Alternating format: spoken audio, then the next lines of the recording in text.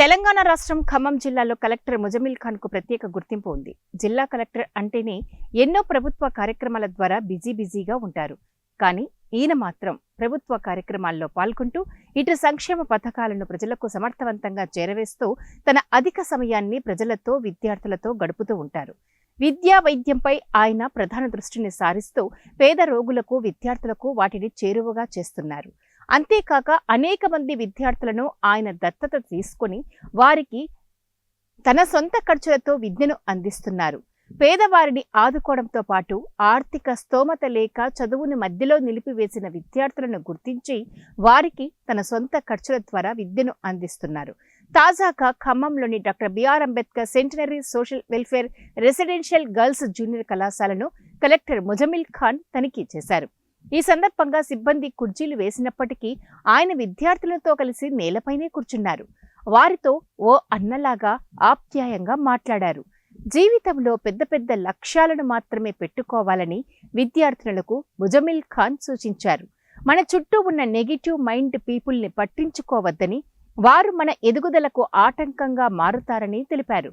చిన్న చిన్న ఉద్యోగాలు చాలని, ఇంగ్లీష్ రాకపోవడంతో పెద్ద ఉద్యోగాలు సాధించలేరని, ఇక కిరాణా షాపులు వంటివి పెట్టుకుని బతకాల్సిందే అంటూ పలువురు మన ఆత్మస్థైర్యాన్ని దెబ్బతీసే ప్రయత్నం చేస్తారని చెప్పారు.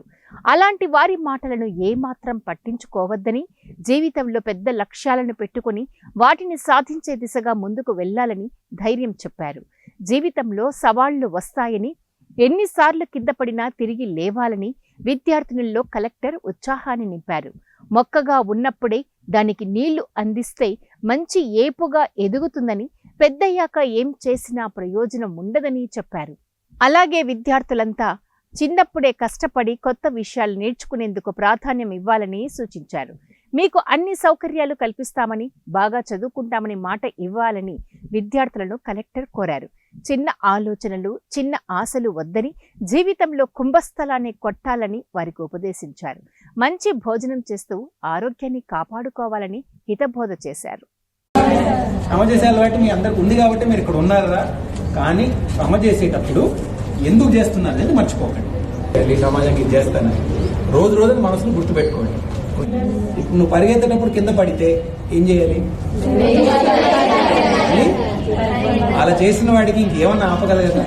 నేను ఎనీవన్ స్టాప్ యూ చెప్పండి. చుట్టూరు కొన్ని మంది వచ్చి నువ్వు అమ్మాయి నీతో అవ్వదు, నువ్వు సేఫ్ ఉద్యోగం తీసుకో, నువ్వు ఇక్కడ బ్యాంక్ ఉద్యోగం రాయి, నువ్వు ఇక్కడ చిన్న ఉద్యోగం తీసుకో, కిరాణా కొట్టు పెట్టుకో, పెళ్లి చేసుకో, నీకు పెద్ద పదవులు ఎందుకు, నీతో ఎలా అవుతుంది, సిటీ వాళ్ళకే ఆ ఉద్యోగాలు, ఇంగ్లీష్ మాట్లాడడం రాదు నీకు, ఇవన్నీ మాట్లాడే వాళ్ళకి మనం ఏం చెప్తాం? నీ జీవితం నువ్వు చూసుకోరా, నా జీవితం నేను చూసుకుంటామని చెప్తా కదా? చేస్తారు కదా? వెనక పడతారా? ఎవరన్నా పాటిస్తారా? బెస్ట్ లక్ రా. మీరు ఎంత ఎదిగితే అంత సంతోషం రా. మాకు మీకు కావాల్సిందంటే మీ ప్రిన్సిపల్ గారు అన్న ముందు నుంచి మీ అండగా ఉన్నారా? 10 సార్లు అన్న చెప్పుంటాడు, సమయం లేక రాలేపోయా, రావాలి సార్ మీరు, రావాలి సార్ మీరు, రావాలి సార్ మీరు. కంప్యూటర్లు పెట్టింది మీ అన్న, ప్రిన్సిపల్ గారితో మాట్లాడి ఇవన్నీ సౌకర్యాలు తెచ్చింది మీ అన్న. నిజంగా ఒక అన్నలాగా ఉన్నాడు రా మీతో.